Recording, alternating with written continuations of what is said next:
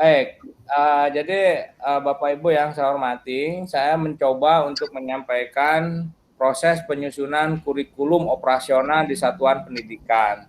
Nah, ini atau yang biasa disebut dengan KOS ya. Nah, bagaimana proses penyusunannya? Nah, ini apa namanya? Uh, Tujuannya adalah memahami kerangka dasar dan struktur kurikulum operasional di satuan pendidikan.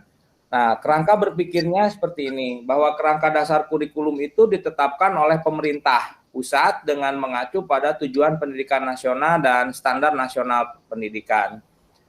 Jadi, semuanya mengacu ujung-ujungnya kepada tujuan pendidikan nasional. Tujuan pendidikan nasional kita terutama adalah mewujudkan profil pelajar Pancasila. Nah, untuk mewujudkan profil pelajar Pancasila itu di breakdown ya semuanya dalam standar kompetensi lulusan. Nah, di dalam standar untuk mencapai standar kompetensi lulusan itu ditopang oleh berbagai standar-standar yang ada. Standar isi, standar proses, standar penilaian, standar guru dan tenaga kependidikan, standar pembiayaan, standar sarana, dan lain sebagainya. Semuanya itu mendukung dan menopang terhadap terwujudnya standar kompetensi lulusan yang menunjukkan adanya profil pelajar Pancasila. Nah, dari standar isi, standar proses, standar penilaian itu 3 standar yang berkaitan dengan standar pencapaian pembelajaran. Nah, di dalam standar proses, dalam pelaksanaannya, kita harus memperhatikan struktur kurikulum, capaian pembelajaran, dan prinsip pembelajaran dan asesmen. Nah, bagaimana capaian pembelajaran itu dilaksanakan? Kita harus memperhatikan dulu bahwa capaian pembelajaran itu sifatnya fleksibel, dinamis. Ya, artinya satuan pendidikan harus mengembangkan kurikulum operasionalnya itu berdasarkan kerangka dan struktur kurikulum sesuai dengan karakteristik satuan pendidikan. Nah, artinya apa? Di sini disesuaikan dengan kondisi real karakteristik satuan pendidikan. Contoh, saya kebetulan di Kabupaten Karawang. Kabupaten Karawang itu karakteristik masyarakatnya, lingkungan budayanya, lingkungan sosialnya itu terbelah menjadi dua. Ada masyarakat yang agraris dan ada masyarakat yang industri. Nah, dalam hal ini ada perbedaan yang sangat mendasar antara kebiasaan budaya, kondisi sosial, ekonomi, kemudian juga kulturnya antara masyarakat industri dengan masyarakat agraris. Nah, oleh karena itu sekolah satuan pendidikan harus mampu menyesuaikan karakteristik yang ada. Jadi dalam hal ini kami di satuan pendidikan itu juga mengakomodir kepentingan-kepentingan industri, juga kepentingan-kepentingan agraris. Kenapa? Karena kita tahu bahwa Kabupaten Karawang itu merupakan lumbung padinya nasional.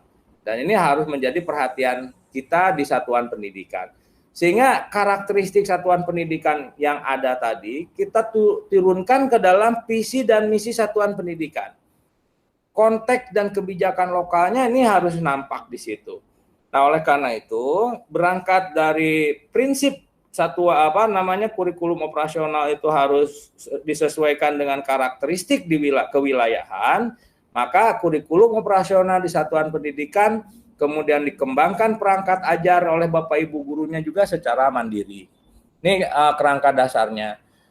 Nah, jadi frame pola pikir kita tentang tujuan pendidikan nasional menjadi rujukan dalam penyelenggaraan pendidikan di Indonesia yang diterjemahkan ke dalam profil pelajar Pancasila. Nah, apa itu profil pelajar Pancasila?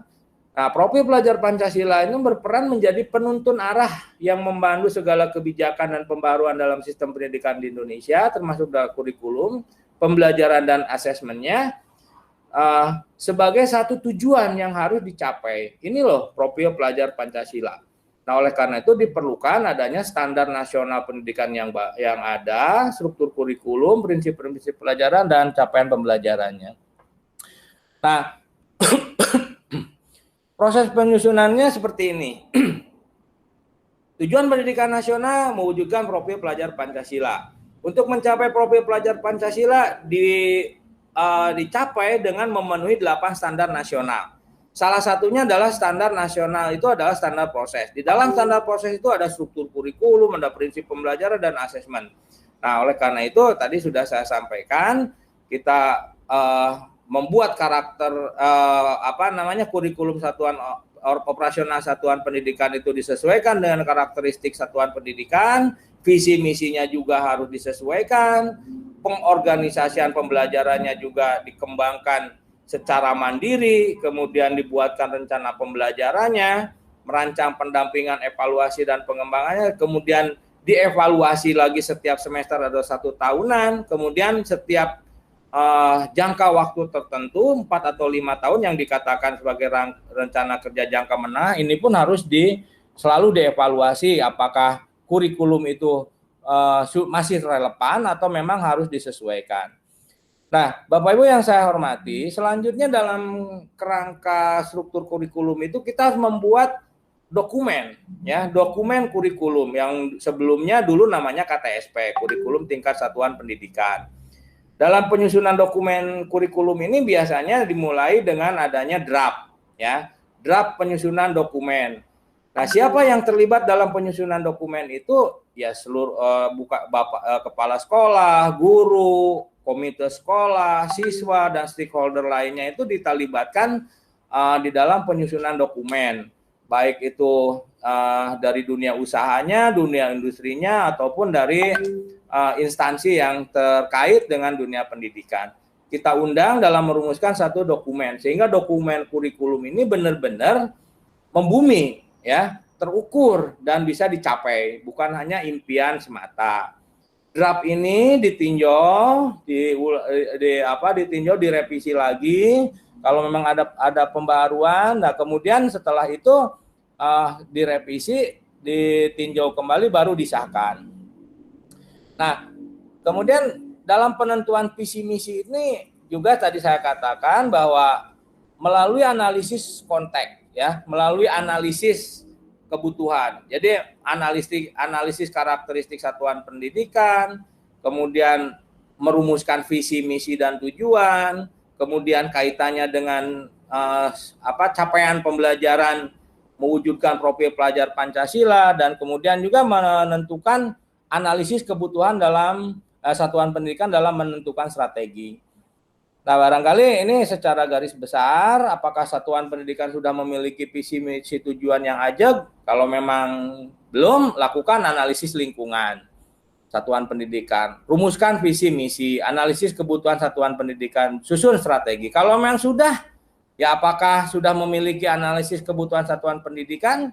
Kalau sudah, apakah memiliki strategi? Kalau sudah, ya kita desain pengorganisasian pembelajaran. Kalau belum, ya analisis kebutuhan satuan pendidikan. Nah, ini adalah proses berpikirnya. Nah, analisis satuan pendidikan meliputi analisis lingkungan belajar. Ini melibatkan seluruh perwakilan yang ada di satuan pendidikan, terutama stakeholdernya, kekhasannya, dan seterusnya, ya. Kemudian ini salah satu proses analisis karakteristik satuan pendidikan, sampai akhirnya nanti di akhirnya ini harus menghasilkan satu dokumen kurikulum sekolah penggerak, atau yang sebelumnya satuan kurikulum satuan pendidikan, atau yang disebut dengan KTSP. Nah, barangkali hal lain yang perlu dicantumkan di dalam dokumen kurikulum itu adalah kita harus memiliki program unggulan, ya. Di satuan pendidikan kita harus memiliki program unggulan yang bertujuan untuk meningkatkan kompetensi peserta didik. Jadi apa sih yang menjadi unggulan di satuan pendidikan itu? Apakah di bidang akademiknya atau di bidang non akademiknya, ya. Jadi ada kekhasan. Nah, kalau kita sudah memiliki kekhasan di satuan pendidikan, orang akan selalu mengingat. Contohnya, kalau kita mengingat onta, pasti kaitannya dengan Arab. Nah, di Karawang khususnya kalau berbicara tentang prestasi Olimpiade Sains atau Olimpiade di bidang akademik, pasti orang akan berpikir langsung ke SMA 1 Karawang atau SMA 1 Cikampek. Kalau berkaitan dengan prestasi olahraga, dengan SMA 5. Nah, ini yang dinamakan dengan program unggulan yang untuk meningkatkan kompetensi peserta didik 1 kali setiap akhir semester. Nah, barangkali itu saja Bapak Ibu yang saya hormati terkait dengan penyusunan kurikulum operasional di satuan pendidikan. Nah, masih banyak lagi hal-hal yang perlu kita lakukan sampai akhirnya tujuan akhirnya adalah mewujudkan profil pelajar Pancasila. Itu saja Bapak Ibu, terima kasih. Mohon maaf bila ada yang kurang berkenan. Wabillahi taufiq wal hidayah. Assalamualaikum warahmatullahi wabarakatuh. Waalaikumsalam warahmatullahi wabarakatuh. Ini tuh masih boleh bertanya? Boleh bertanya? Pak Gus. Mangga, Pak. Hal yang menarik adalah tentang tadi ada program unggulan ya. Ya. Jadi program unggulan ini apa beda dengan yang lain? Salah satunya adalah tentang program unggulan. Betul. Dijelaskan bahwa program unggulan itu dilaksanakan minimal 1 semester sekali. Nah, ini mungkin seperti apa sih realnya pelaksanaan program sekolah program unggulan di program sekolah penggerak ini dibandingkan dengan yang tadi Pak tadi misalnya ini juaranya Olimpiade, ini juaranya olahraga. Nah, kalau ini kan kita menciptakan sebuah program yang tadi dengan kriteria tadi measurable, ada timeable dan lain-lain. Artinya kita membuat sebuah program yang menjadi ikon kita, sekolah kita ini apa sih program unggulannya gitu ya. Mungkin bisa lebih detail nggak kira-kira programnya realnya apa sih program unggulan itu, contohnya atau realnya yang dilaksanakan seperti tadi adalah 1 semester sekali gitu. Makasih Pak Ing. Jadi sebenarnya kalau saya program unggulan sekolah ini sudah dicoba dari 3 tahun bahkan 4 tahun yang lalu ketika saya mimpin di SMA 5 ya. SMA 5 Karawang itu dulunya SGO ya, sehingga saya punya program ketika mimpin SMA 5 itu harus menjadi orang Sunda bilang kudu ingat karena purwadaksi, kan gitu ya. Jika dulunya sekolah guru olahraga, maka kita harus menciptakan sekolah yang sekarang ini SMA kita itu menjadi sekolah yang berkeunggulan di bidang olahraga. Sehingga dulu saya di SMA 5 membuat kelas menerima atau membuka kelas olahraga. 2 kelas itu kelas olahraga. Nah, di SMA Cikampek yang sekarang ini menjadi sekolah penggerak itu memiliki kekhasan dari dulu itu adalah unggul di bidang akademik ya, di bidang akademik. Nah, ketika saya sekarang menjadi sekolah penggerak, menjadi kepala sekolah penggerak, maka yang ingin saya lakukan keunggulannya adalah di bidang akademik ini. Caranya gimana? Saya programkan di dalam jangka waktu 1 semester ini kerjasama dengan pihak perguruan tinggi dan lembaga pelatihan kompetisi sains nasional. Itu sudah diprogramkan di dalam RKAS, di dalam RKJM, karena salah satu tujuan sekolah kita adalah meningkatkan lulusan yang diterima di berbagai perguruan tinggi, dan yang kedua adalah menjuarai berbagai kejuaraan akademik khususnya. Contohnya Olimpiade Sains atau KSN, atau katakanlah lomba-lomba kegiatan akademik yang selalu dilaksanakan oleh berbagai perguruan tinggi. Caranya gimana? Kita programkan, kita mengundang para ahli untuk membimbing anak-anak kita, terjadwal setiap 3 bulan sekali datang. Nah, kalau sekarang bisa dilakukan dengan cara Zoom meeting, yang kemarin sudah kita lakukan itu dengan cara Zoom meeting atau virtual. Di samping ada pertemuan-pertemuan yang terbatas gitu ya, daring tetapi luring tetapi terbatas. Kemudian selain akademik juga ada unggulannya adalah vokasi. Vokasi. Nah, kenapa kita membekali anak-anak kita dengan vokasi? Kita menyadari bahwa sekolah kita itu dekat dengan kawasan industri.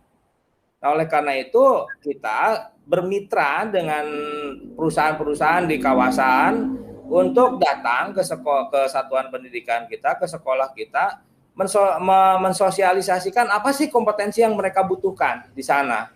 Bagi mereka anak-anak kita yang tidak akan melanjutkan ke perguruan tinggi, karena kan tidak semua anak-anak kita bisa melanjutkan ke perguruan tinggi.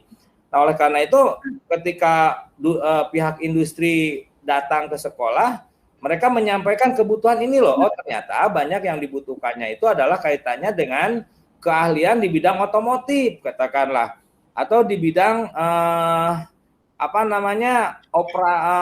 operator CNC. Maka pihak industri ini memberikan pelatihan di luar jam ekstra belajar mereka untuk pelatihan operator mesin CNC gitu kan, atau produksi apa gitu yang dibutuhkannya. Nah, itu ada keunggulannya di situ, sehingga ketika anak-anak kita sudah keluar dari sekolah, mereka bisa masuk ke dunia kerja. Nah, itu merupakan unggulan ya. Nah, jadi ada dua sisi, kita mengantarkan anak-anak kita itu ke dua pintu, yang satu pintu ke perguruan tinggi, yang satu pintu ke pintu perusahaan, pintu pabrik. Satu pintu lagi ke KUA barangkali, kantor urusan. Nah, itu mungkin Pak Ing seperti itu. Jadi kita sudah sampai membangun kemitraan sampai situ. Bahkan alhamdulillah saya membangun masjid itu di SMA Cikampek kurang lebih habis 1,2 M, itu disuplai dari PT Pupuk Kujang, dibantu hampir setengah M itu. Dan alhamdulillah selesai itu. Ya. Itu barangkali realnya ya, mudah-mudahan ini bisa diprogramkan menjadi unggulan nanti di kurikulum operasional sekolah penggerak, gitu aja. Ya, ada lagi mungkin? Enough.